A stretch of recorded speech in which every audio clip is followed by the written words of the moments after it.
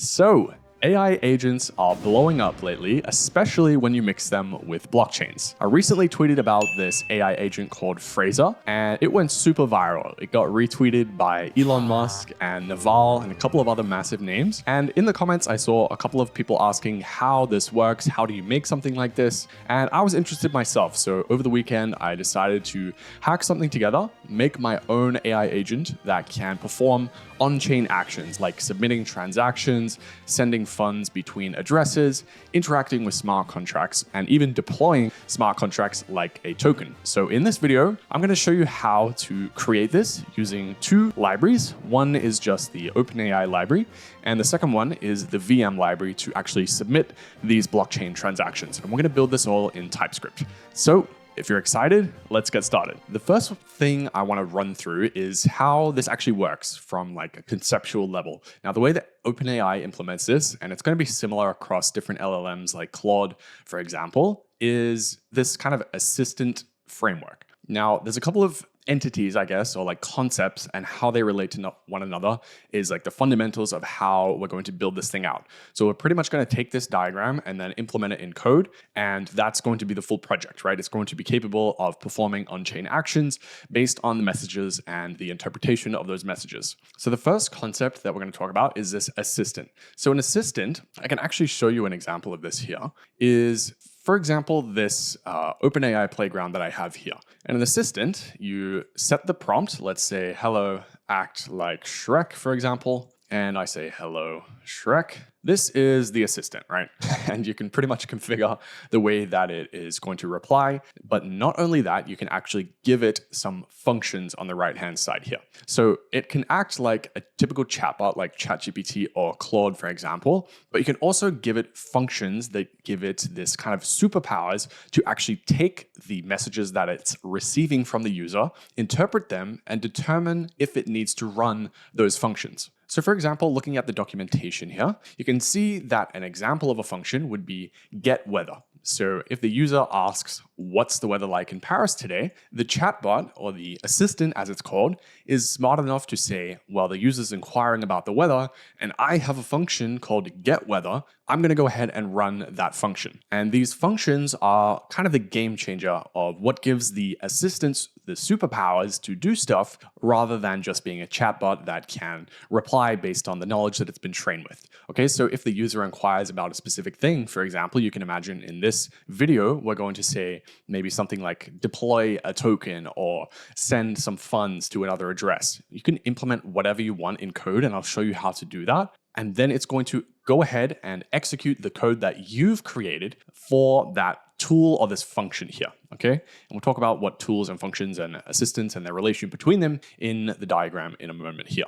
But this is the core concept here. We're building an assistant that has tools, and those tools can be whatever you want them to be. So in this video, we're going to create on-chain actions, and those are going to be set as the tools that the assistant can have at its disposal to call whenever it's determined that it should call those functions. All right, so that is the assistant. That's where the personality comes from. It's kind of the starting point of all of this process. Now we've created the assistant, we're going to go ahead and create these threads here. So threads you'll already be familiar with if you've ever used these tools before, like ChatGPT. If I go to ChatGPT and type in a new message on the home screen, that's creating a new thread. And the thread consists of back and forth messages between the user and the assistant. So for example, when I go to ChatGPT or Claude, what I'm doing when I create a new message for the first time here is, hello, Claude, boom, send that message. I've created a thread with a message. And you can see this back and forth behavior of message from the user, message from the assistant. So here you can see that's what this is describing here. First, my message was hello, this user's message, and then the assistant replies with whatever it deems necessary. Now, what Claude and I just showcased doesn't demonstrate here is these functions. So we just talked about the superpowers that you can kind of attach to the assistant. And what's super interesting about this is each message that the user sends, if I just said hello, for example, there's no real action there that it needs to perform. But if I asked it to say, send an email or, I don't know, send a transaction on the blockchain or deploy a smart contract, this user's message is going to be interpreted. And if it deems that an action or a function is necessary to be executed, it moves over to this run section here. Now, a run is basically what happens when an action is determined to be required by the assistant. So the assistant says, oh, I am a personal finance bot, as you can see here. The user asked something that I might need to execute an action for, and it determines that by interpreting the user's message. If it deems that an action or a function is necessary, it kicks off a run. So a run is basically the environment where the action or the function that you want to execute executes. Okay, so let's say we're submitting a transaction. We kick off a run, and within that run, we perform some actions like submit the transaction and return the hash, for example, of that transaction. Inside the run, we wait for it to execute, and there's a couple different options here. You can wait for it to execute by just polling it constantly, or you can stream it back to the application that you're building. In this simple demo, we're just going to poll. So the run executes the function, submits a transaction, for example, or in this case, does some calculation of retirement planning, right? It uses the function here. You can see it's using code interpreter. There's a couple of different options for functions. Right now, they have 3 different options. One is like a code interpreter. One is something else I can't remember the top of my head, but the one we're interested in is these custom functions. So you can write anything to execute here. You can write return hello world, for example. You can write a full custom function that submits a transaction to the blockchain, for example. Once that is done, you can return something like transaction hash or return hello world, and it takes that into the message that it's going to send back. So basically the simplified flow here is interpret the message, number 1, send it off to a run if it deems that an action is required, and then run that thing. And then number 3 here is actually create the message based on the action that was performed and send that back to the user.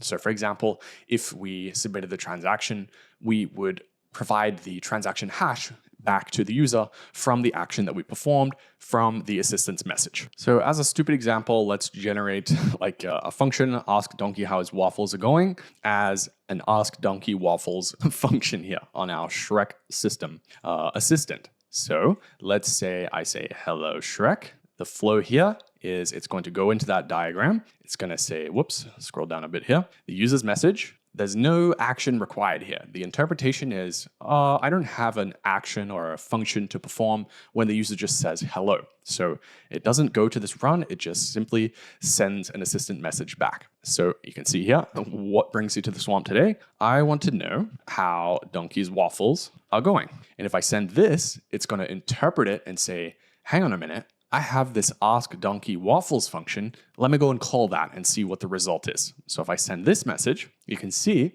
it's actually calling ask donkey waffles. So here is where we would write the custom code to, I don't know, ping the donkey API or something like that. You can see I haven't actually performed any functionality here. So it's just asking us what this would return in theory. Let's say donkey says they are good. From our API response or our function call response, donkey says they're good. This is the flow that we've just described in this diagram here. So it goes into a run, executes the function that you want to perform, interprets the response from that function, and sends it back. So for example, we created a message that says donkey's waffles are going well. And in the response, it says, hey, donkey's waffles are good. Probably smells delicious too. And then that's the message that gets back from that kind of side flow where it goes through the run. And just to be super verbose about this, if we say you are a blockchain assistant as the system message, and then we generate kind of a dummy tool to say submit transaction to the blockchain and return the hash as the function here. You can see we might need to provide the chatbot with some data like details about the transaction in order for it to understand how to perform this function here. But let's click save and we can say hello. This won't go through the run flow, but if we say, hey, submit a transaction for me, if it doesn't understand how to do it, based on the inputs that it requires, for example, transaction data, sender address, recipient address here, then it's going to inquire, say, hey, I need this following information, the amount of currency you want to send, let's say 0.01, type of currency, let's say ETH, sender's address, OX, let's just do the 0 address, and and the recipient's address, the 0 address. Hopefully it understands this and we can send that through. So you can see now it's calling the submit transaction function that we defined with the user input provided. So I said send it from 0 to 0 and 0.01 ETH. And then we can pretend the transaction goes through. The transaction hash is 0x123, and that should provide that back to the user there. So this is essentially what we're going to build. We're just actually going to implement the functions where it can actually do this on the blockchain. So now we're going to actually jump into some code. In this video is going to be the first of many, hopefully, where I give you the fundamentals and create a kind of happy flow of getting started using on-chain AI agents. So we're just going to build a simple interface in the terminal. We're just going to build the backend functions and basic functionality so you can take this and apply it to whatever you're creating. I think this is a good starting point, especially if you're getting started, for you to create and understand exactly how this works, and then go ahead and apply it to whatever you want to create. So what we're going to do is we're first going to set up a simple TypeScript project.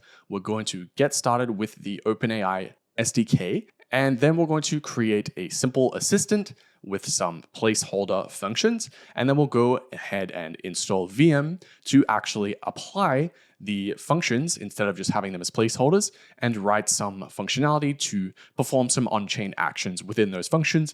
And then we'll wrap it up with a demo to showcase the bot inside the terminal, us having a conversation with it, and it performing some on-chain transactions. So let's dive right into the code. Now, this video does assume you know what you're doing when it comes to coding. I'm not going to teach you the basics of how to write programs or how to set up your environment. You need to have NPM and Node.js installed. We're going to use TypeScript in this tutorial. So I'm going to assume you know the fundamentals. I'm just going to teach you the basics of creating this agent. So let's jump into the terminal now. Now, setting up a TypeScript project from scratch in 2024 is somehow still a giant pain in the ass. I don't know if I'm missing a tool or whatever, but I'm just going to show you my opinionated approach to doing things. Please feel free to customize it however you need. So I'm just going to do npm init-y. We'll do npm install TypeScript at types/node, and we'll do that as dev dependencies. We're then going to need to install OpenAI, and we're going to need Viem as well. So we'll do npm install OpenAI Viem, and these are going to be dev dependencies too. And in this video, I'm going to use the .env environment variable setup to provide a private key for the wallet of the chatbot that we're creating, or the assistant that we're creating, and the the environment variables for the OpenAI key that we're going to get, so that we can actually pay for the chat messages that we're creating. So we'll also do npm install .env. One final optional thing I'm going to install is, since we're doing this in a terminal interface in this video, I'm going to do readline. So I'll do npm install readline as well. All right, so that's going to be it for the dependencies. We can open this up. I'm going to be using Cursor in this video. I love Cursor. If you haven't tried it out, would definitely recommend it. Okay, so the fun begins. We can create tsconfig.json. If you're using TypeScript, I'm going to be using it in this video. And then this is a config that I find works for me. I don't know if it's the best. I don't know if it's optimal, whatever. This works for me. And we're just building a simple TypeScript backend here. So you can feel free to copy this if you choose to. If you actually know what you're doing when it comes to TypeScript configuration, please feel free to customize this as you need. Now, this next step is crucial, okay? If you're going to use your private key like I am, one caveat to that is I'm using a private key that has 0 real money, okay? This wallet that I'm going to use is only testnet. I would encourage you to create a new wallet. If you do plan on using real funds, there's a high percentage chance the AI is unpredictable, okay? Please only play around with real money if you're comfortable for the AI to make a mistake and spend all of that real money, okay? This AI, I don't control. I don't know what's going to happen. I'm just teaching you the fundamentals of how to create this system, okay? So what we're going to do is we're going to do a new file called gitignore. And the first thing we're going to do is add the env file into this gitignore. So this prevents you from uploading your environment variables, which will contain your wallet's private key and your OpenAI API key, to things like GitHub. So that is step number 1. We're also going to add dist in here, and we're going to add node modules in here as well. Next thing we're going to do is jump into package.json. We'll remove the tests. I'm not going to be writing tests in this video.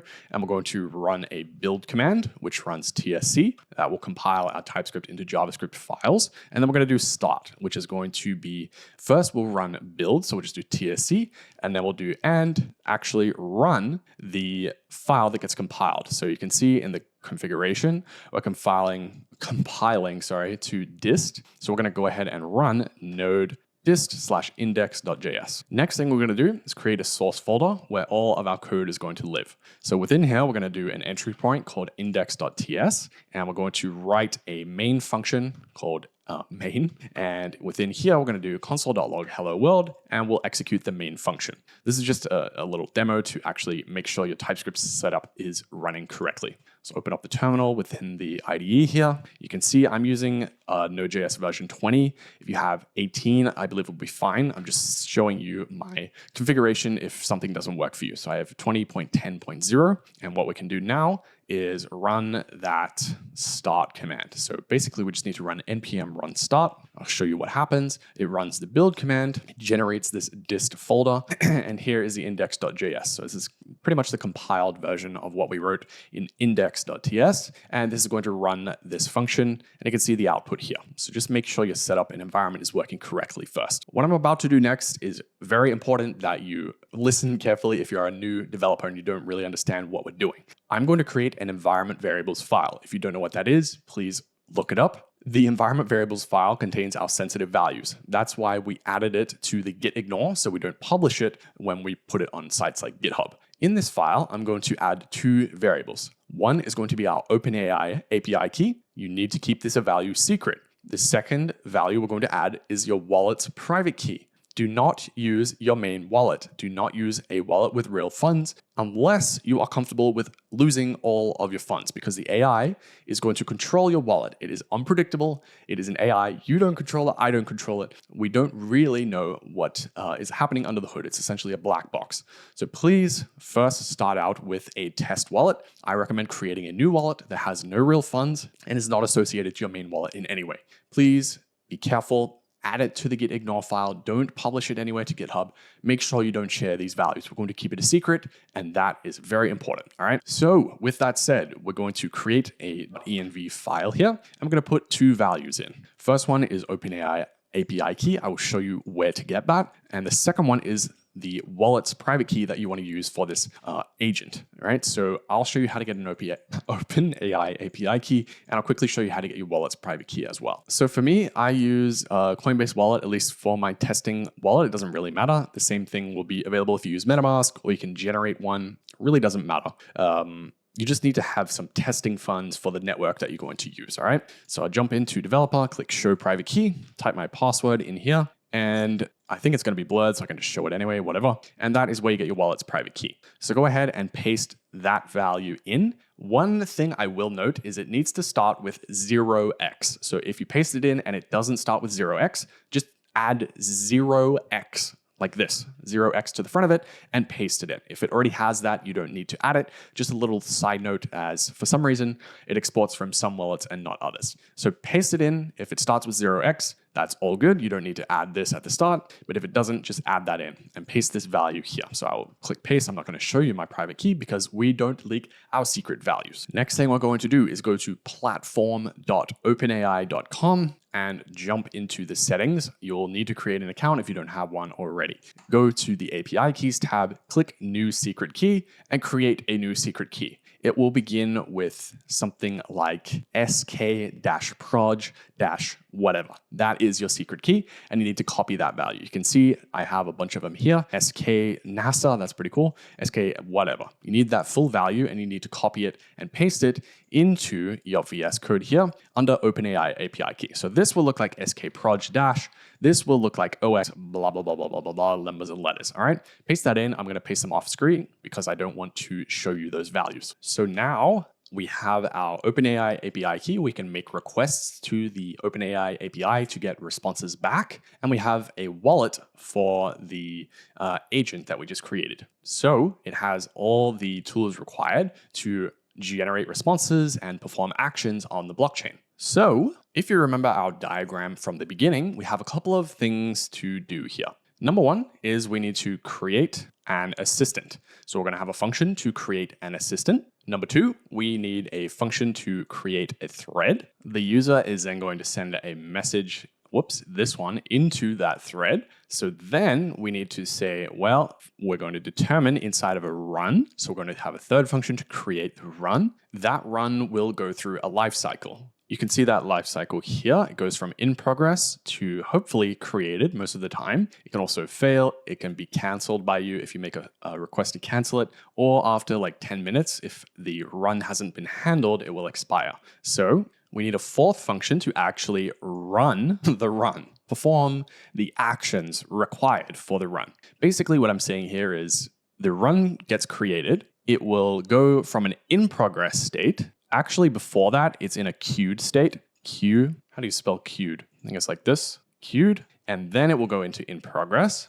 If the run requires action, it will go into a state called requires action. Step 4 is essentially handling this flow from in progress to requires action. If it requires action, that is step 5. So step 5 is going to be if it requires action, that means it's identified specific functions that need to be called. And we're going to call those functions and return that result in this message as a message from the assistant. So it's pretty much the flow that I've just showed you, just in a bit more detail and in more nuances, I guess, to how it actually works under the hood. Essentially though, step 1, assistant. Step 2 is create a thread, start sending messages from the user into that thread here. Those messages will get interpreted inside of a run. So we need to create a run in step 3. Step number 4 is handle this life cycle. So we'll manage, is it in progress? Is it, does it require action? And like I mentioned earlier, there's 2 different ways to approach this. One is just to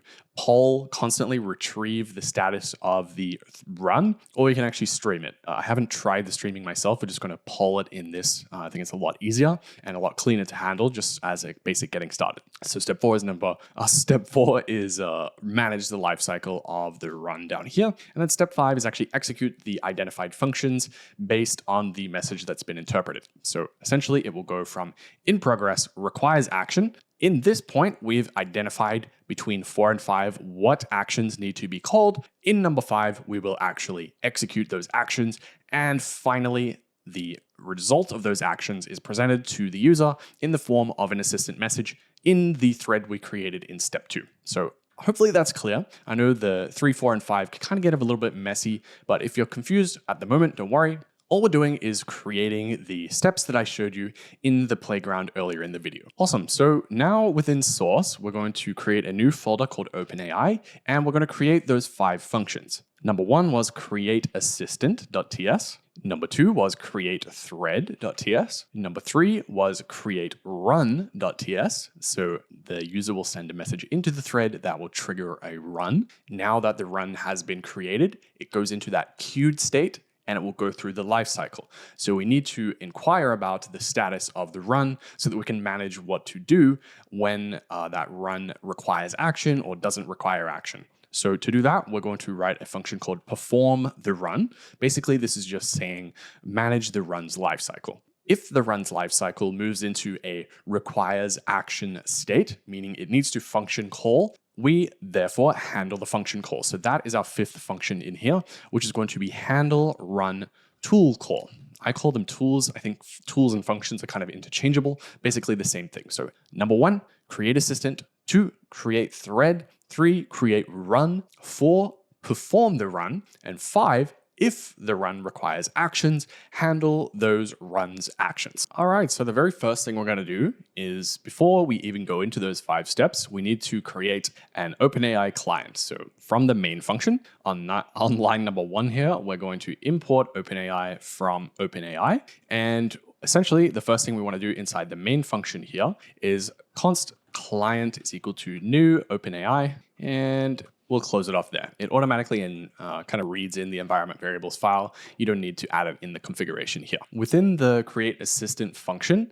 obviously we're going to do step number 1, which was create the OpenAI assistant. So we're going to pass in the client here, but first we need to import OpenAI again from OpenAI.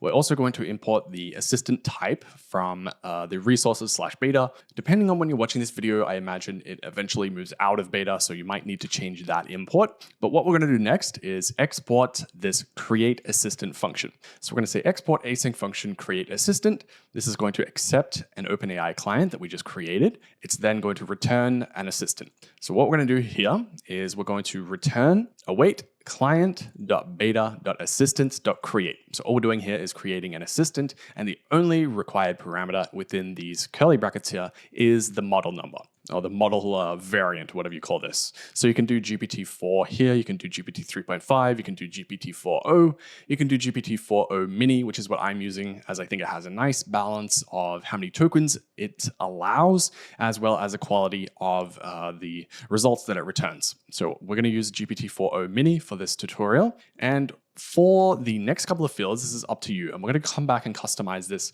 to make sure the assistant is aware of the tools and capabilities that we write up to perform those on-chain actions. But for me, I'm going to use this character called Alt Cunningham. If you've ever played Cyberpunk, I'll show you a little picture of Alt Cunningham here. I don't want to spoil too much if you haven't played the game, but it's like this character that is from Cyberpunk. I don't want to go too deep into it. Most of you probably don't care, but that's the character that I'm picking for this video. And the next thing we're going to do, so that's the name of our bot. The instructions is essentially the system prompt that I showed you, where we first showed it to be Shrek and then a blockchain assistant here.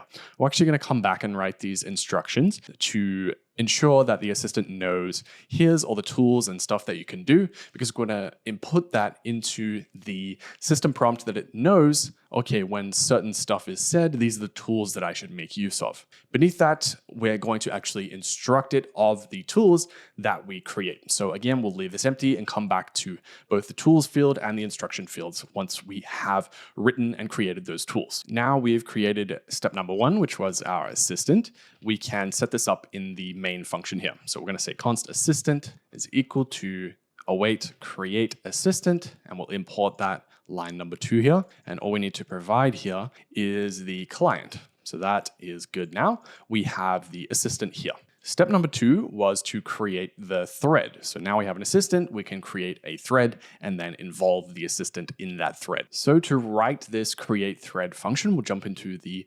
createThread.ts. Again, import OpenAI from OpenAI.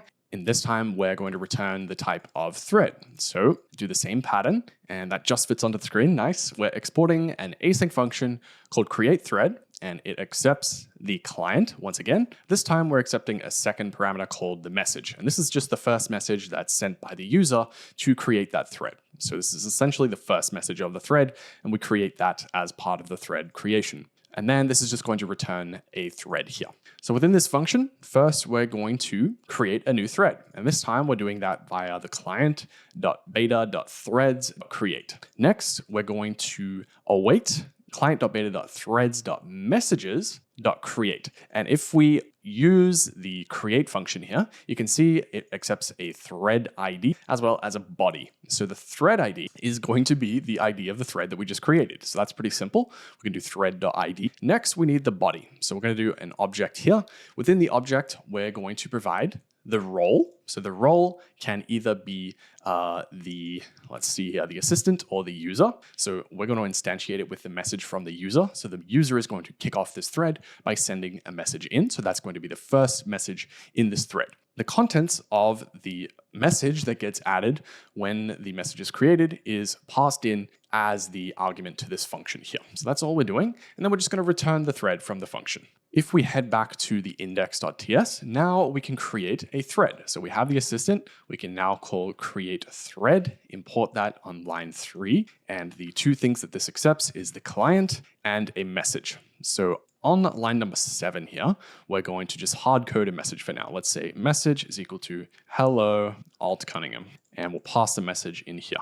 So heading back to our original diagram, step number 1 was create the assistant, which we have done. Step number 2 was create the thread and the original user's message, which we've done. Now the message has come into the thread. We need to send it over to the run and create a run. So let's go ahead and do that now. Okay, so jumping into the create run file now, as usual, we're going to import OpenAI. We're then going to import run as the return type. We'll import thread because we're going to accept a thread as an argument, and we'll export this async function called create run.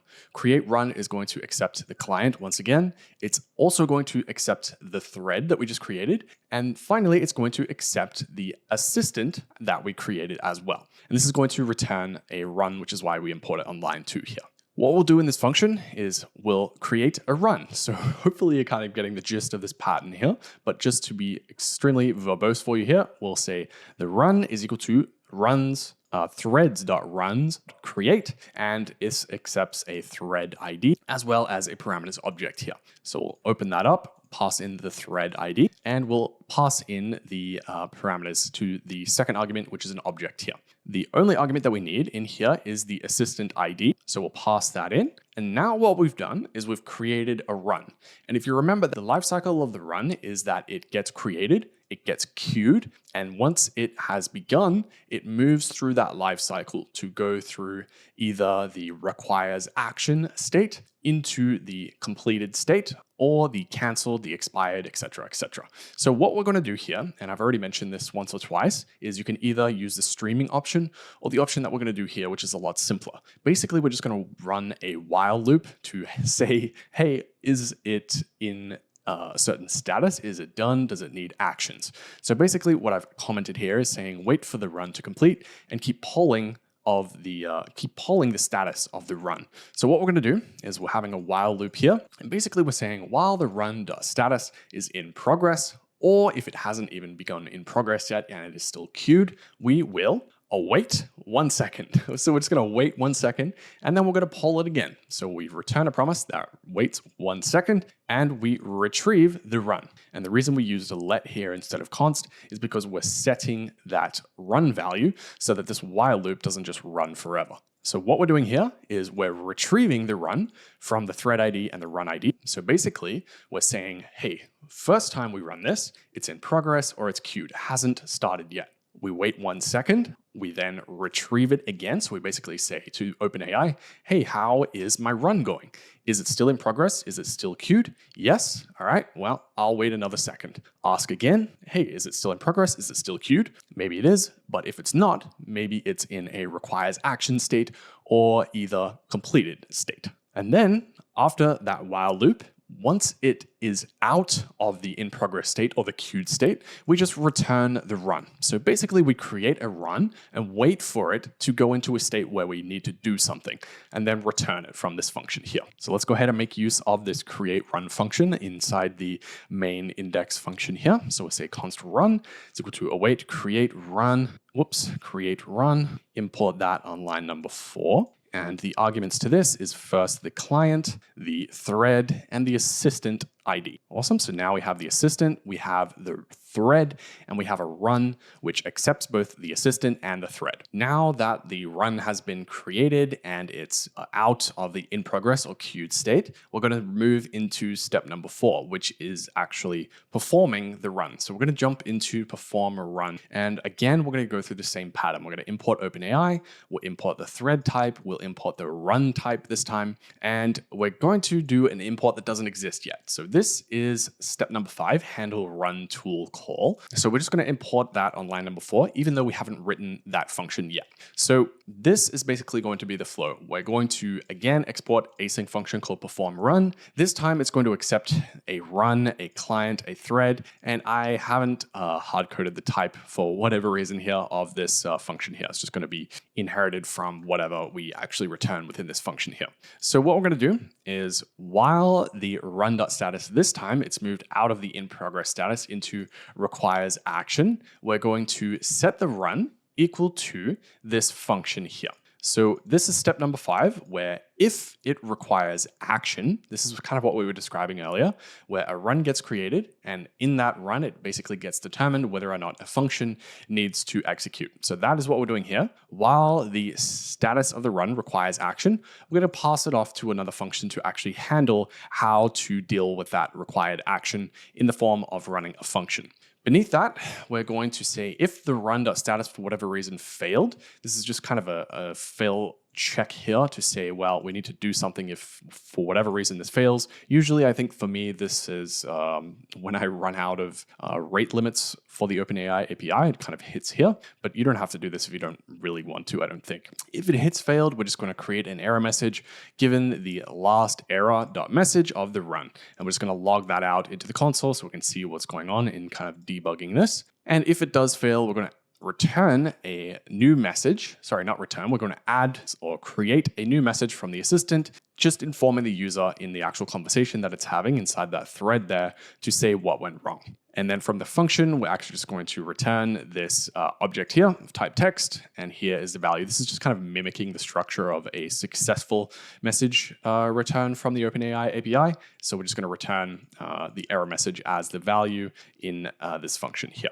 Beneath that, if it either failed or succeeded, I'll just collapse the fail state here. We're going to grab all of the messages from the thread. So in this kind of happy state where handle run tool calls, a message is going to be added to the thread from the assistant, saying whatever the response is from the assistant.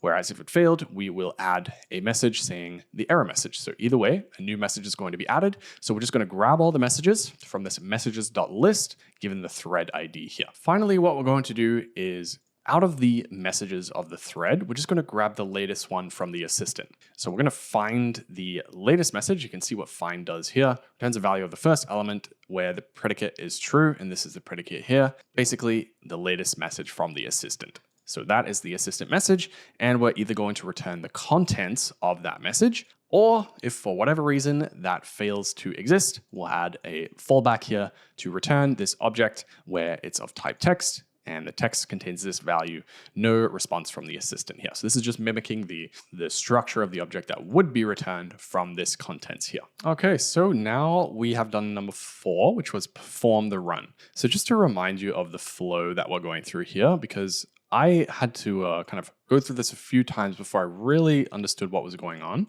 What's optional is step number 5, based on the contents of the user's message. So if the user's message just says hello, we don't need to do number 5 because there's no required actions there that we need to run. We just need to return a message, which is actually already kind of automatically handled. So we skip step number 5. And in the code, what that looks like is what we did here. So basically, while status requires action, we call that handle run tools. If for whatever reason it failed, we handle that accordingly.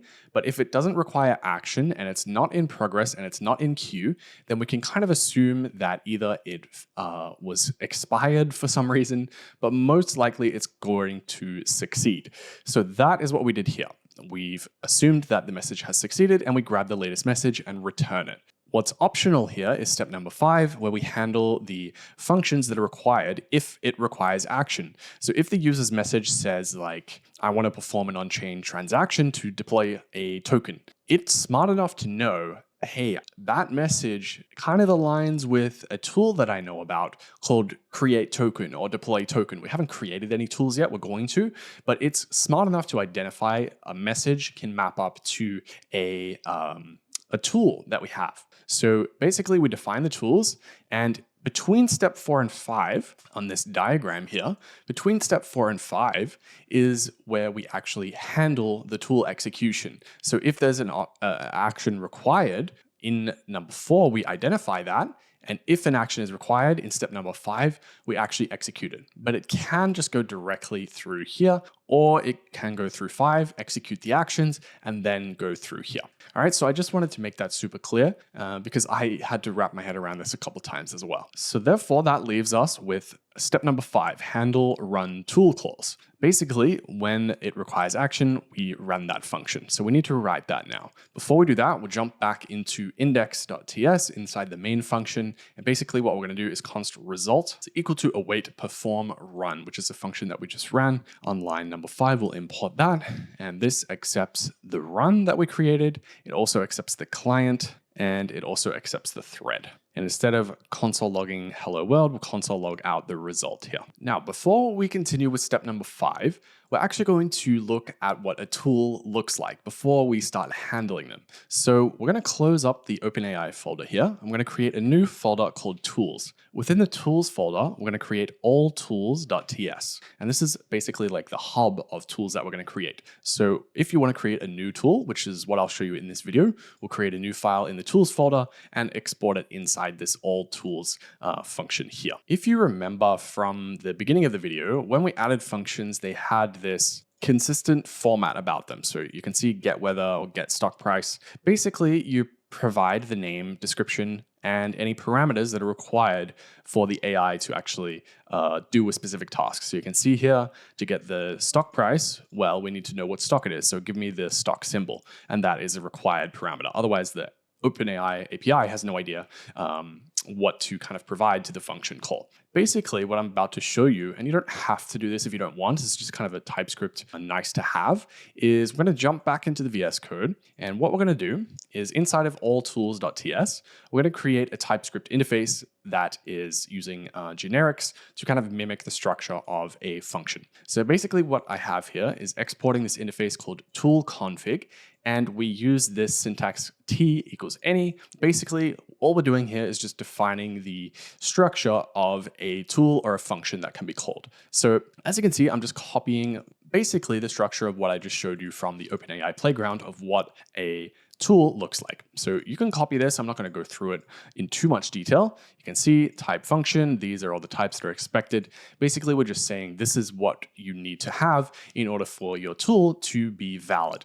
And what I like to do is just go ahead and create tools, as many as you like, that match this structure of the tool config. Again, you don't have to do this if you don't want to. That's why I'm kind of skipping over it pretty quickly here. But one important thing is I've added this handler. So basically, we add the definition, which is what I just showed you, but each one will also have this handler function, and it accepts the arguments and returns anything. Basically, this is the function, the handler, that actually performs the action. So this is something that I've created in this kind of structure here. It has its definition that OpenAI has, but it also has a handler function. So basically, within each tool, it will implement this definition, and each tool will also have a function that actually executes that tool called the handler.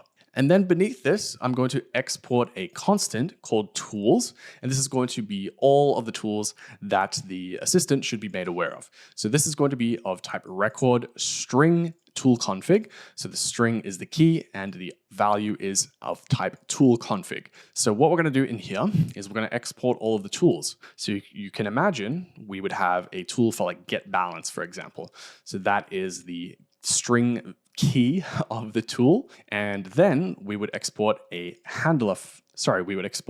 tool with this definition and the handler. This way we can just export all of the tools from this single function. They all follow a specific type, and we can use them throughout the code base. So I'll get rid of get balance for now, but we're going to come back to this file and add any of the tools that the OpenAI assistant that we created should be aware of. All right, so now we have all tools. Even though it's empty, we can now continue with this handle run tool calls function. So that is step number 5 here. I'm going to jump into this file. Now this will be the biggest function that we run in this video. So I will go ahead and shrink myself down to a tiny little dot here, just so I don't cover anything. But again, we're going to follow the basic flow that we have with the other 4 functions. We're going to import OpenAI. We're going to import run as the type. We're going to import thread as a type. And then we're going to import all of the tools. And that is the constant that we just created inside tools. Now it's an empty object currently, but we will add tools to expose all of the possible tools that can be run. So we're going to create a tool and add it in here. So imagine this is populated with as many tools as you want. I believe you can do up to 128 different tools in one single assistant. So now we have these imports and we have all of the tools available. As usual, we're going to export an async function called handle run tool calls. This is going to accept a run, again, the client and the thread. So all the stuff we've talked about before, and it's going to return a run. What we're going to do here is a little bit gross, the syntax, and might be a bit scary for you as it looks big and long. So that sounded weird. But anyway, the run, where was I going with this? What I was trying to say was the tool calls is being set to if the run has any required action. So basically all this is saying is the run required action. So this is the details on the action required to continue the run. So this is a required action. And then within that, it has this submit tool outputs, which is the details of the outputs needed for this run to continue. Within that, there is this tool calls. So to get the required outputs, it figures out what tools need to be called. And the tool calls is where we kind of start to say, well, if the assistant knows about the tool calls, which currently it doesn't, I just realized we need to go back and modify that. Maybe we can do that now. Create Assistant has an array of tools here as well. Part of the reason that we kind of removed it out into its own thing is because we can use it across all of these functions. So within Create Assistant, we're actually going to put the tools in this array as well. So the assistant knows about what tools it has. And within here, it's decided, oh, these are the tools that I'm going to call. So basically all we're doing in here is saying, well, the assistant wants to call these tools. Let's figure out what tools it wants to call, pull them in, grab the handler function for each of those tools. The handler function defines what we actually do inside of our code with that tool. All right, so whoops, if there is no tool calls, I don't know how we got here, but let's just return out. All right, so assuming there are tools to call, there might be multiple tools to call. We are going to iterate over all of them and execute their respective functions. So we're going to say const tool outputs, and we're going to gather all of the outputs from all of the tools that it wants to run. So within this promise.all, what we're going to do is get this tool calls array, and we're going to iterate over it. So for each tool call, which let's give you an example. If it's getting the stock price, we might say tool call number 1 is, I don't know, make an API call to the stock website.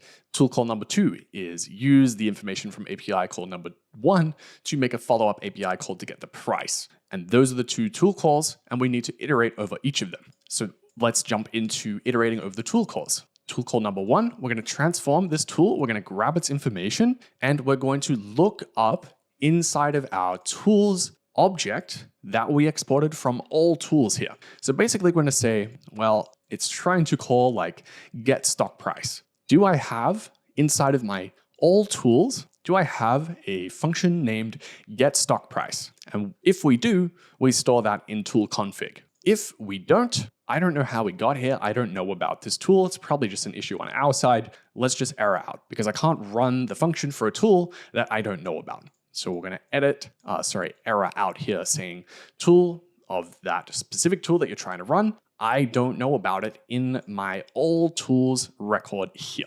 All right, so we'll just error out and return null here. Then if we do find that tool, what we're going to do is we're going to run a try catch block. First, we're going to get the args out of that tool. What arguments are required to call this handler function for this tool? So for example, if it's like get stock price, well, in order to get the stock price from the API, I need to know the ticker of the stock, for example. And within all tools, under definition, we have this parameters here. And for each of those parameters, an argument is going to be present. Okay, so the argument is the value of the parameter. So for example, it might be like Apple as the ticker for get stock price. So we're just getting the arguments. With those arguments, we're going to run the handler function providing it the arguments. Okay, so imagine we write a tool that makes us a request to the stock exchange API to get the price. We've got the argument that the user input. The AI is smart enough to say, here's the argument and the tool that I'm trying to call. Get the tool, which we've done here, run the handler function with the arguments provided. So this is basically saying, now it's your turn as the human, run your code with the arguments provided. And this, for example, would be run a function for a tool called get stock price. The handler function that we've defined here is an API request and pass in the arguments to that and get the output. And then simply just return an object containing the output in the form of a string here. Whoops. And alongside that, return the actual ID of the tool as well. Then to follow up the try block, we're going to run a catch block. So within here, we're just going to do some simple error message handling, basically grab the error message with some TypeScript shenanigans in here and return that as the object instead. Again, we'll pass the tool ID and an output. This time the output is just the error message here. Then here comes the slightly scary line, which doesn't even fit onto the screen. All right, so basically what we're going to do is remember when, if we couldn't find the tool, we returned null here. Basically what we're doing is we're going to grab each of the tool outputs and we're going to filter all of the null values out. So we're basically just grabbing any valid tool output here, which is why it's called valid outputs. And then we just have to kind of cast it as this crazy type that we have here. I wonder if we can actually just clean this up and import tool. Doesn't look like we can, so that's why I have that crazy import here. So after we do the filtering, if there are no valid outputs, again, we're going to exit out here and just return the run. Beneath that, this is kind of where it gets a little bit confusing for me personally, but we'll clarify it here. So essentially, what we've just done is get all of the tool calls that the AI requested. Whoops. For each of them, we're going to iterate over them into this tool outputs value. Within that iteration, for each iteration, we're going to run the function with this handler line here. That's all that's happening. All this kind of surrounding information is just error handling. If you really get down to it, this is our code here. Let's just simplify things. This is pretty much the bare bones of the code. I'll go back and add everything that we just deleted, but just to make sure you understand what's happening, for every tool call that the OpenAI has decided it wants to call, get the information about the tool, get the arguments required to call that tool, and then actually run the tool call and return the output. That's all that's happening. Everything surrounding this is actually just error handling. Finally, what we're going to do is we're going to run this function called submit tool output and poll. What we're going to provide to this is a thread ID, a run ID, and a body. And you can see the definition for this function is a helper to submit a tool output to a run and poll for a terminal run state. Okay, so basically we're going to take all the valid outputs that we just got and submit it to the run. So we're going to pass the thread ID, we're going to pass the run ID, and we're going to pass the outputs into that run. And that's actually all we need to do. So I'm going to go back to big mode here. And essentially all we're doing here is submitting the tools to the run. Sorry, the tool outputs to the run so that it has the information to provide a response to the user now, based on the output of those tool calls. Excellent. So our step number 4, I think we might have misnamed this file. Let's just add an S, or you can fix up this import. Maybe that's clearer. We'll just fix up that import here. That's our 5 steps. So step number 1, create assistant, looks good, except we need to add the instructions and the tools now, which is what we're going to do next. The step number 2 was to create the thread, which we create with a hard-coded message for now, which will also change. We then create a run in which we wait for that run to go through the queued and the in progress state, perform the actions of the run. So here we will always reach step number 4. If there's any actions, we'll run through step number 5. Otherwise, we will simply return the message that the AI responds with. So I think we actually might even be able to give you a little demo of what this looks like now. So if you jump into the terminal and run npm run start, I actually get an error. Oh, I know why. Because on index.ts, we are not configuring our environment variables. So all we need to do here is import .env config, and I think we're good to go. So now if we restart this, npm run start, we get a simple message back. I'll turn myself small again here so you can see this. Hello, it seems you're referencing Alt Cunningham, a character from Cyberpunk Universe. How can I assist you today? So obviously, this is not the end state where we only get one message and that's the end of it, but our basic flow is working. So now we have a couple of things remaining. We need to actually create a tool that submits an on-chain action. We need to inform the assistant of those tools in this array here. And we also need to provide the instructions of how this assistant should perform. The reason I'm waiting to do this is because I've found it's helpful to the assistant if you also let it know the tools in the instructions as well. So once we actually create a tool, we'll import the tools into here and we'll also let it know in the instructions, and we will expose it in this tools record here. So that's actually most of the work done for the AI itself. Now all we really need to do is create tools that the AI can understand. So this is why I've formatted this video in this way, is because you can pretty much go ahead and create whatever tool you want. And the AI can just grab the tool from the tools array or the tools record that we created and understand, okay, well, I need to go and grab the function for that tool and execute it. And everything else is handled from this flow that we've created. So now what I'm going to do is create some on-chain actions in the form of tools and plug them into the assistant.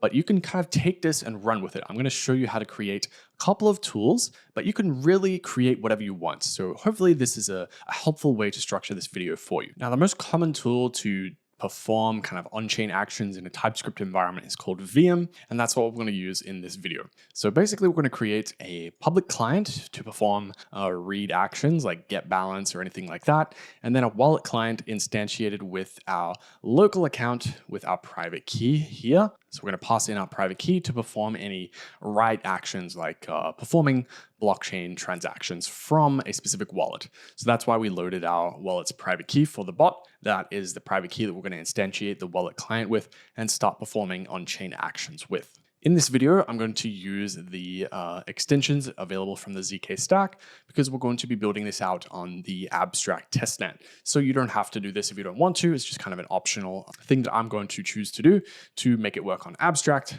You can choose to do it on any EVM compatible chain that Viem supports. So jumping back into the code, we're going to create a new folder in source here called Viem. And within here, we're going to create a function called create Viem public client.ts and create Viem wallet client.ts. And we can just grab any of the necessary information from the docs here. So you can see for public client, we just import create public client from Viem and set it up like this. So I'm literally just going to copy this and change the chain that we use here, jump into our create Viem public client. So import, I'll zoom in a little bit for you, import create public client and HTTP as the way to connect to the chain. This is just going to use the default RPC. And instead of mainnet, I'm going to use the abstract testnet here.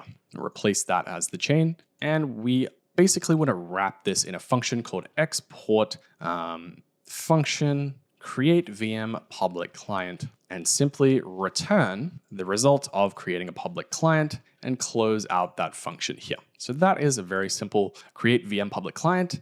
And we're going to use this to do things like performing read operations from the blockchain. So doing things like, I can actually just show you the documentation, it'll probably be easier. You can do stuff like get balance, get transaction count, get block number, things of that nature, like reading information from the blockchain. So now we have a way to read, we're going to want to write. So we'll go into the wallet client here. And again, we can just copy paste this. So this is going to work for any EVM chain. I'll show you what that looks like. And then I'll show you how to do it on abstract as well. So we'll go ahead and copy the wallet initialization here. We'll go into create Viem wallet client here. And this time, again, we'll do export function create Viem wallet client. And we're going to paste this in here. We'll move the imports up to the top. And instead of doing it this way, we'll return the result of creating the wallet client. So you can see this is actually using the window.ethereum. Since we're just in a local kind of TypeScript setup, we don't have access to a browser window. What I'm going to do is we're going to change this to be HTTP. And again, here's how you can change it to be whatever chain you want. So for example, if you want to do it on Base, there's Base Sepolia or Base mainnet, even if you're brave. You can do Ethereum mainnet. You can do whatever you want, really. I'm just using abstract in this video. So I'll do abstract testnet and paste that in here as well. Now, we want all our actions to come from the private key that we set up in our environment variables. So what we're going to do is say const account is equal to private key to account, add that as an import on line 2 here. And what we're going to do is say process.env.private key. And just to make TypeScript happy, we're going to cast this as an address. Sorry, not an address, an OX string like this. And that's just to make TypeScript happy because it expects that your private key starts with OX. And we're just kind of enforcing that here. I already mentioned that you need to make sure it starts with OX in the environment variables. If it doesn't, just go and quickly check and add that at the front. Now what we're going to do is we're going to do what's called account hoisting. And we're just going to paste the account in here to make sure all of our actions from the wallet client come from this account that we create using our private key here. If you want to be extra safe, we can add a little function up here to just say if the private key is not detected, you can figure out why this function is not working here. If the process.env.private key is not detected, we don't really need that since I already showed you at the start of the video. To make it work on abstract, all we need to do is extend and add EIP 712 wallet actions from the ZK sync extensions here. So that is on line number 4, and we just need to call that, and it should be happy. So now that is going to work on our ZK stack chains. If you're not building on a ZK stack chain, you don't need to do this step, just as a warning. If you're doing it on Ethereum mainnet or Base or Optimism or Arbitrum, for example, you don't need to add this. All right, so now we have a way to read and write information from the blockchain that we chose. You could even get funky with it and support for multiple chains and add that as a prompt to the AI if you want to. I'm just going to keep it simple in this video. So now what we're going to do is we're going to jump into tools and we're going to create our first tool. The first tool, we're going to keep it super simple. We're going to write a get balance tool. So let's create getbalance.ts. And the first thing we're going to do is we're going to write the tool. And then remember, we need to expose it in all of the tools. And that is going to make it aware in the assistant's kind of knowledge once we actually make it in the tools array from this assistant here. So basically, we're going to import all the tools, and therefore the assistant will be aware of this get balance tool. We haven't actually done that yet. We're just going to write the tool first, and then I'll show you what that looks like. Okay, so let's write our first tool of get balance. First thing we're going to do is import this address type from Viem. We're then going to import the public client. So the public client is, again, to read information, such as the balance of a certain wallet address from the blockchain. So we're going to import that and read to get this wallet address's balance. We'll import the tool config type, which is, again, how we actually create tools. It needs to follow these rules and structures that we've defined here. So we're going to import that to make sure our tool is kind of compliant with the structure that we expect. We're then going to import this function from Viem called format ether. And you can combine this with the line 1 import, but just to make it super clear. Then we're going to define the get balance args. So what kind of arguments are required in this function that we're about to create? We only need one, and this is the wallet address. So here we're going to then export a function called get balance tool. And this is not a function, sorry, this is of type tool config. So that's why we imported this. So we basically need to create this kind of object, and it contains a handler function. So we need to create an object of this type that makes sense for getting a balance. Pretty much what we're doing every time we create a tool is creating an object in this format that an AI can understand what this function is for. So we need to be quite explicit in saying, this is what it's for, this is the name of it, these are the parameters and the types of each parameter that it expects. So that's what we're going to do here. We're going to create this configuration object for a tool called getBalance. So therefore, we need a definition. Within that definition, we always use type function here. The function contains the following parameters. The name is going to be getBalance. Description is going to be get the balance of a wallet. Pretty self-explanatory so far. Then we enter the parameters. What parameters does a getBalance function need? We already gave that answer away here with this interface called getBalanceArgs, but here we're obviously going to provide the wallet address that we want to get the balance of. So within this, we create properties, and the first property we want is the wallet. So the wallet contains these properties here. It's of type string. It's going to be 1, 2, 3, 4, 5, whatever, the wallet address. So that is type string. The particular type of string follows this pattern. So again, it's going to be a bunch of numbers or letters of length 40 here. And here's the description. So the wallet address to get the balance of. We're just going to be very verbose for the AI to understand what this tool is for. And the only required parameter is the only parameter we have of wallet. So this is just saying, unless I have a wallet address, I can't call this function. So what you'll notice is if I say get the balance, the AI is like, hang on a minute, I don't know what the wallet is because I need to know the wallet address to get the balance. So it'll prompt further questions to be like, all right, I can get the balance for you. I just need to know these required parameters. And we can showcase that in a second here. Now we have the most important part. We've described it to the AI. We've described it to the AI what the tool is used for. Now we have this handler function. And if you remember, inside of handle run tool call, this is exactly what it does. For each tool it wants to run, it runs this handler function and returns the output.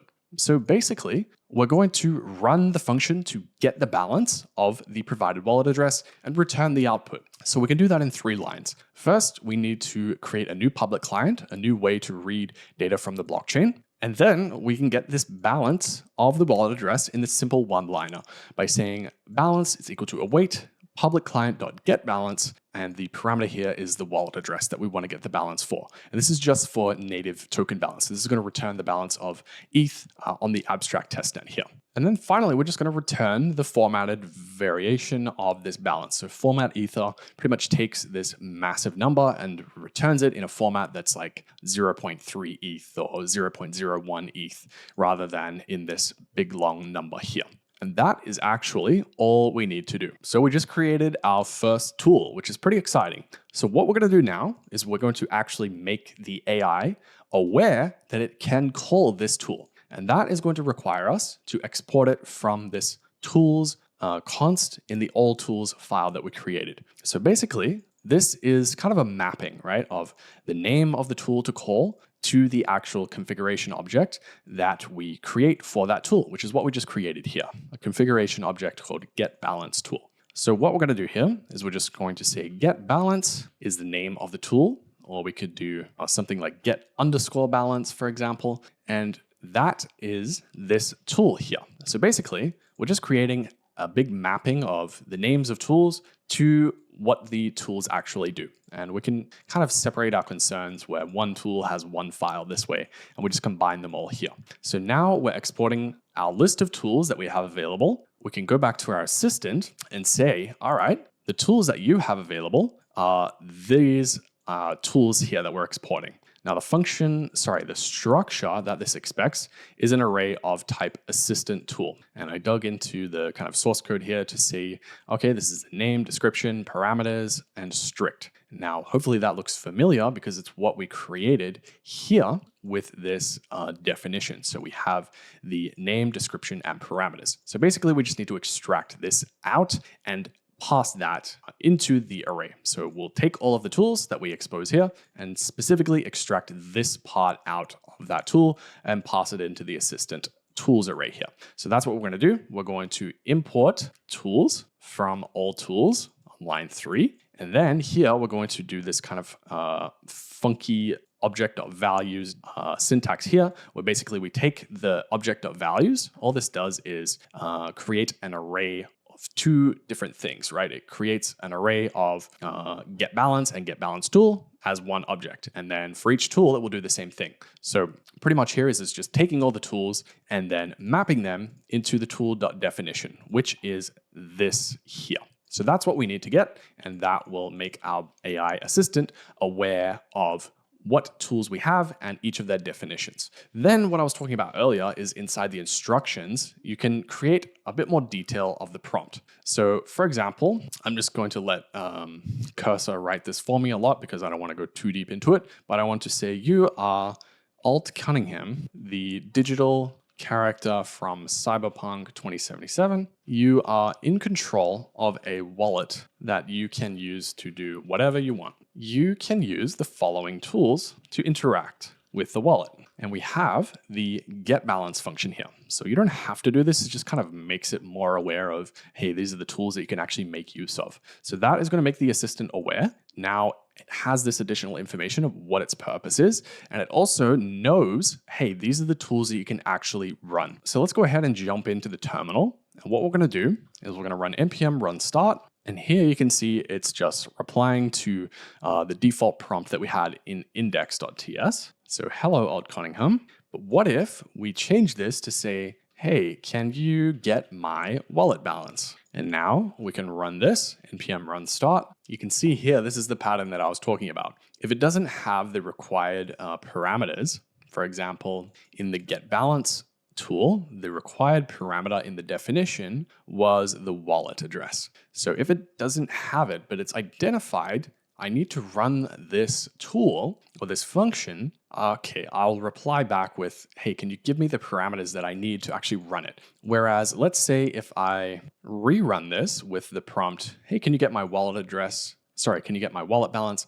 My wallet address is this. Now it has the necessary information to actually query it and run this get balance tool, and it should run the handler function, this get balance logic here, and return it in the format that we did, which is awesome to see. So we just wrote our first tool that the AI can tap into. You can see your wallet balance is approximately 0.3287. Just to show you that is actually correct, I'll bring up the block explorer here. You can see my balance of OX273B is indeed 0.3287 here. So that was the get balance tool. I'm going to show you now kind of what I've been playing around with, which is using kind of AI tools to then generate tools to do other things. So for example, I'm using Cursor here, but you can use any LLM. I'm just going to jump in and say, here is the get balance tool, and I'll drag this over so you can see it. Can you now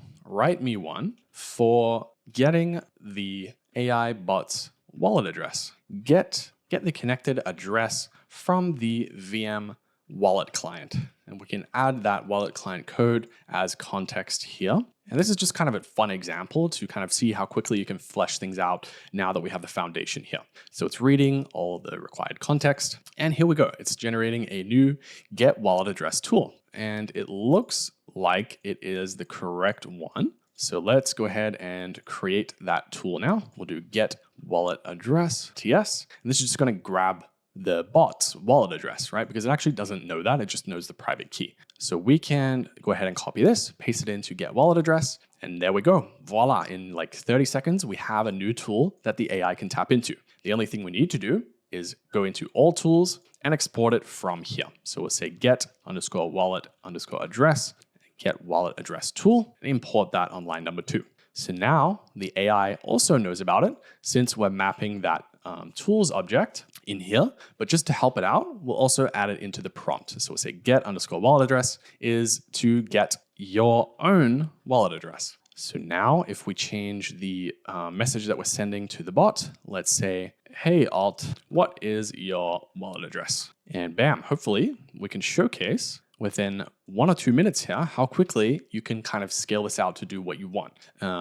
Let's say npm run start here, and hopefully it makes use of the new tool that we just created. My wallet address is OX273B, which I showed you is the wallet address. So now what we can do that's interesting is see if we can kind of ask it to chain these things together to kind of come up with decisions based on the multiple tools that it has. Because if I ask it, what's your wallet's balance? That's a 2-step process. It needs to figure out what its wallet address is, and then take that to run the get balance check. So just to kind of help visualize this, let's add some logs in here. So we'll say inside of create run, let's say, we'll just add this little log here, console log creating run with the assistant and the thread that got passed in. And then within the handle run tool calls, we can say here, we'll log out what tool is being run. So we can hopefully visualize, maybe we can even run the output here. So we'll say console.log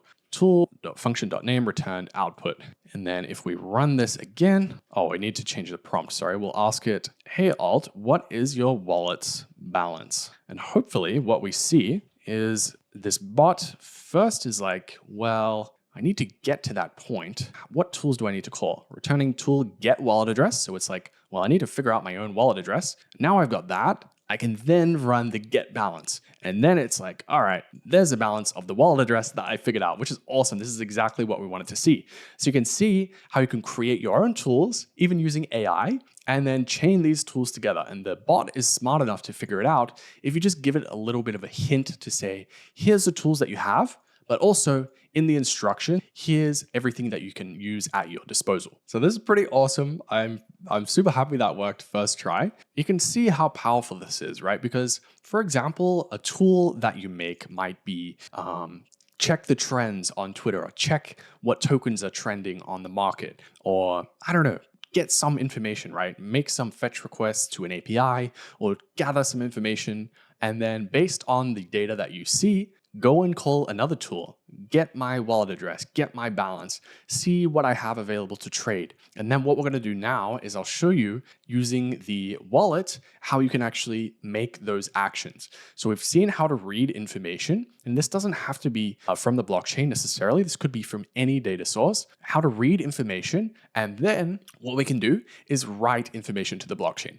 And this is why I've made this video this way, is to give you the full freedom of what you build with this, with the foundation of this assistant and this tool setup, where all you need to do is just create a tool and the AI has access to it pretty much instantly to make use of it. So what I'm going to do next to wrap up the video is we're going to create a send transaction tool to send any generic transaction. And then I'm going to do a deploy token tool so that the bot can actually deploy ERC20 tokens to the blockchain as well. So let's jump in and create that send transaction tool now. I'll do send transaction. And again, since we don't have the reference in our source code, I would ask AI to kind of attempt to create this. But since it's our kind of first write transaction, let's set the standard and then we can go from there. All right, so I did cheat a little bit and write this off screen just to make it smooth for you. So what we're going to do here is we're going to import Ether and address from Viem again.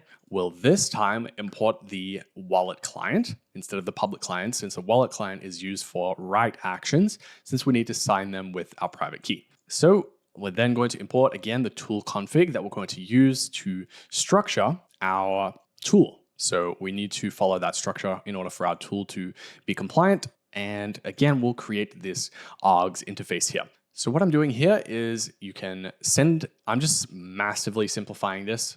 You can send way more fields in a generic send transaction, but just to keep things simple for you, I'm going to only allow the to address and the value. So basically the prompt will be from the user, hey, I want to send my buddy some ETH, 0.01 ETH, for example, and we send it to that address and kind of assume the rest of it. But you can provide any values you want here, like gas or data, for example, pretty much do anything. And then we're going to follow the exact same pattern, export a send transaction tool that returns the tool config, which is this structure.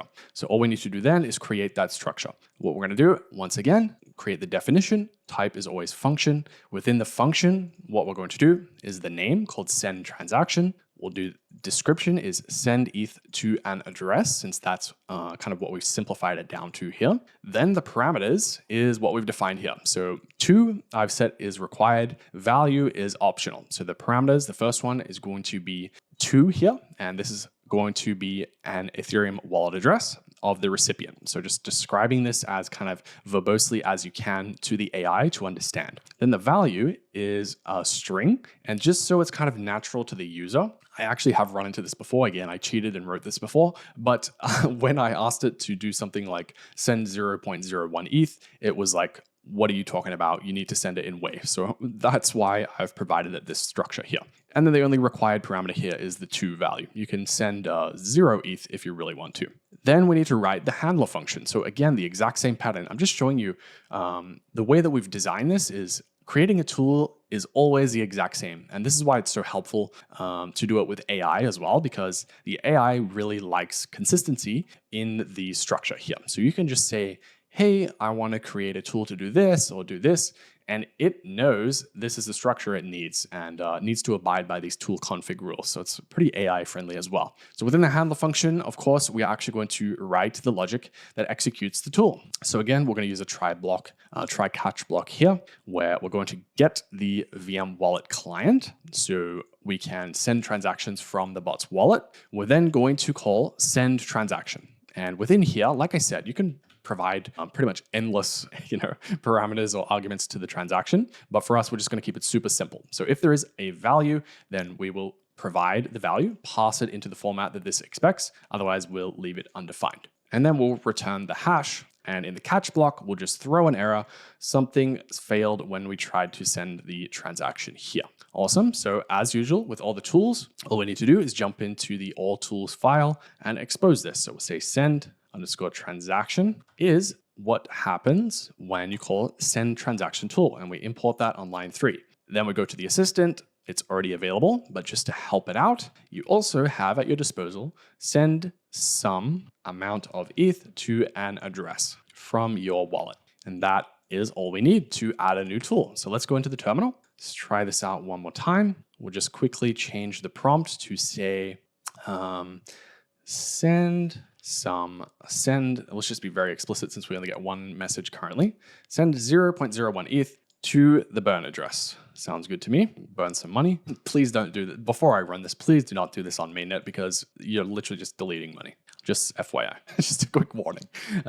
So let's run this, and hopefully now we should see running tool send transaction. Excellent. Tool send transaction returned this hash. We can look that up. And the bot replies with transaction has been successfully sent. I've sent 0.01 ETH to the burn address here.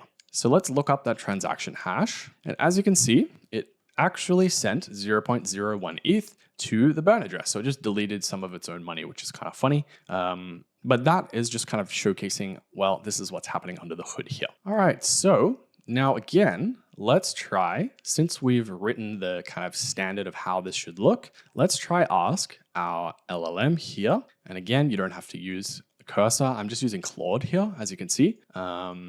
Let's ask it to say, hey, I want to create a new tool called deploy ERC20 tool. I want the user to be able to specify the name and symbol of the token and optionally a initial supply. If no initial supply is provided, use 1 billion. I will provide the ABI and the bytecode of the contract to deploy. So just use placeholders here.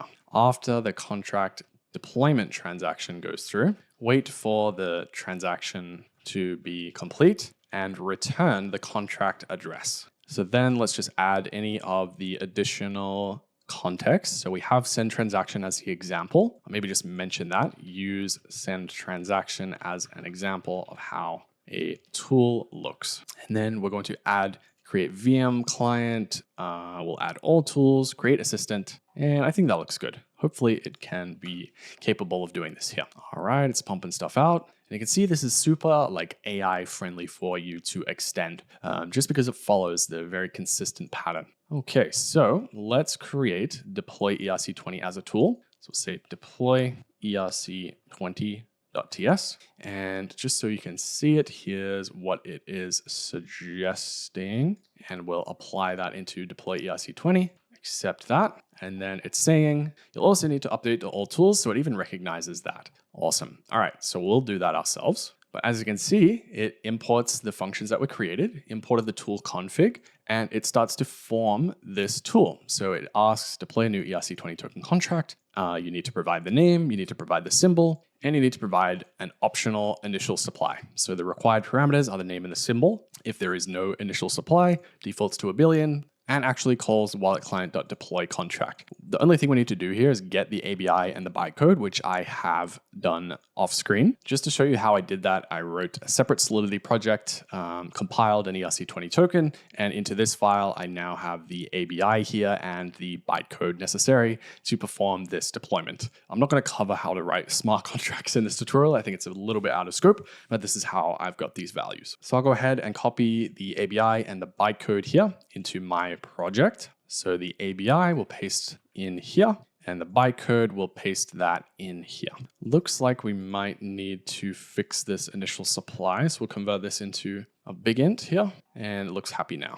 All right, again, the same flow. Close this out. We'll go into all tools. We will add deploy ERC20 token as a tool, import that on line number 1 here, deploy ERC20. And then in the assistant, let's just make it aware, say deploy ERC20 token, deploy an ERC20 token with a given name and symbol. And we just need to make sure the naming is consistent everywhere. So let's make sure it's deploy ERC_, deploy underscore ERC20 underscore token in the actual definition as well. And then over in the prompt here, what we need to do is say deploy an ERC20 token. Yeah, that looks good to me. All right. And then if we run npm run start here, and we should see it decides to use the deploy ERC20 token, which is nice. And for whatever reason, it's getting its own wallet address. It's deploying it again. Okay, it's decided to deploy two. Okay, that doesn't look correct. I just went ahead and added some logs here. So console log the contract deployment hash. If something goes wrong, let's console log an error.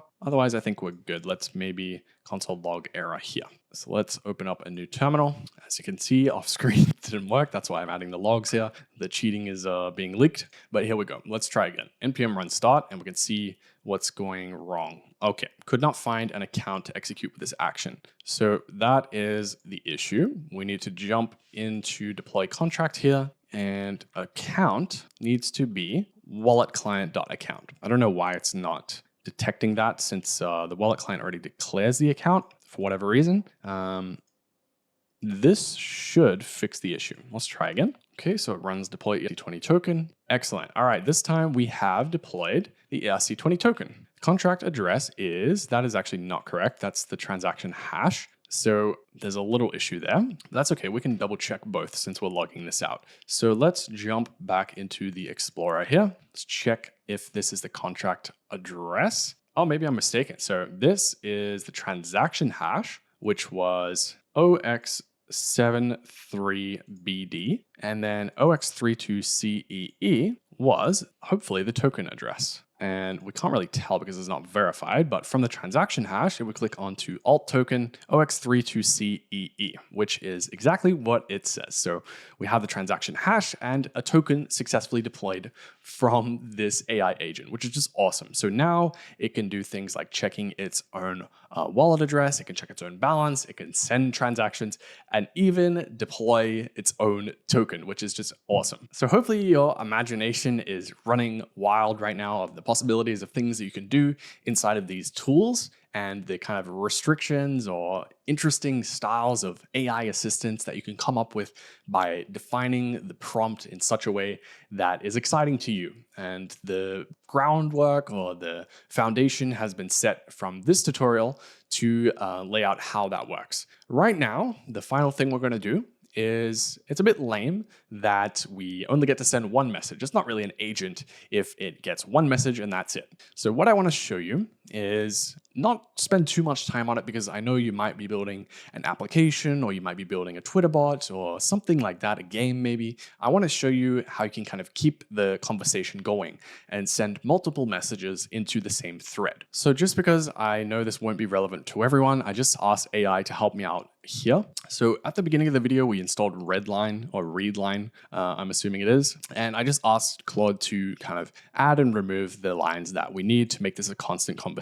So we'll accept these import changes, sure. Basically what's happening here is it gets rid of the hard-coded prompt, replaces it with this constant conversation. So you can see down the bottom here, at the beginning, it creates the assistant, creates a single thread, and we need to modify this so it doesn't require a message to get started. It creates a single assistant and a single thread that we're going to use throughout. And then it kind of creates this constant while loop that says you can input a question to the AI. It will then go into this, create a message in the thread from you with the content of the message as a user input, and then it will kick off the flow that we already saw. So it creates a run and a result. The key difference here is instead of a new thread and a new assistant being created, it's sending those messages into the thread that gets created. So instead of creating a new assistant and a new thread every time we want to create this message, it's going to do it once and then keep sending those messages into the same thread. So it's going to be a bit more interactive. The final thing we need to do here is just change this to be optional, to say if there is a message to begin with, then we will create that message in the thread. But since we're creating an empty thread to begin with, as you can see on line 55 here, we actually won't hit this block. I guess we can actually, now I look at this is pretty stupid. We can just return the thread. I don't know why I did that. We can just get rid of that second argument. And we will return a wait client. So this is super simple now, this function. So the thread no longer starts with a message. We wait until the user types something in, and then that gets input into the thread that gets created. So now, jumping into our terminal, we can run npm run start, and you can see the chat started. Type exit to end the conversation. We can say, hey alt, what's up? And we could probably get rid of these logs actually, but I'll just leave that there. Hey there, just hanging out. in the digital realm, what's on your mind. So you can see this is the flow where no action is required. What if we ask it a question? We could say, what's your balance right now? Any money to play with? And this interprets it and says, hang on a minute, I have a function to get my balance, but I don't know what parameter to provide. So I'm going to get my own wallet address first, return the balance, and format that in this response here. This is all just internal logs. You can delete that if you want. And this is actually what's getting returned. I have a balance of approximately 0.33 ETH. Whoops, that's the wrong thing. Not a huge amount, but enough to do something interesting. What are you thinking? And I'll just clear this out. Let's say I want to send some money to my friend. Now, this is going to go through the flow where it's thinking, well, I want to perform this action, but I don't know the required parameters. So let's inquire about that a little bit more. My friend's address is the 0 address. Again, don't do this on mainnet because you will lose your money. I want to send it 0.0001. And this says, all right, now I have the required information running this send transaction tool, and hopefully it will provide us back with the hash. It didn't provide us with the hash, but that's also okay. I've sent 0001. This is why we have these internal logs here. All right, so now what if we want to get a bit more creative? We want to create the new hit token. What should we call it? Let's just say, hey, alt, you give it a funny name that you think is cool. So you can even ask the AI to kind of come up with aspects of these tools that it's going to run. So I gave it this symbol, but I didn't give it the name. Let's see what it comes up with here.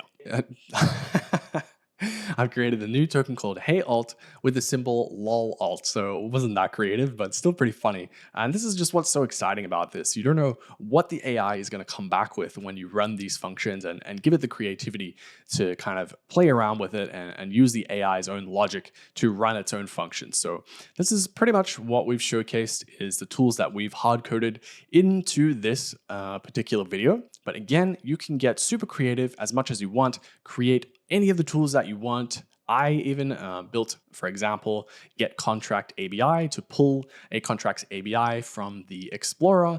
And then given the ABI, you can see what functions a smart contract has and start executing those functions. It's pretty awesome how far you can take this. And I'm excited to see what you guys build with this sort of foundational work and where you take this project. So let me know, reach out to me on Twitter or YouTube or whatever in what you build with this tutorial. I would love to see that. But with that said, the source code will be available in the description. If you want to get started and you just want to clone it, that will also be down there. If you enjoyed the video, please help me out in the algorithm. Give it a like and subscribe if you want to see those follow-up videos, maybe using some of the more fleshed out frameworks to create something more complex. With that said, thank you for watching, and I'll see you in the next one.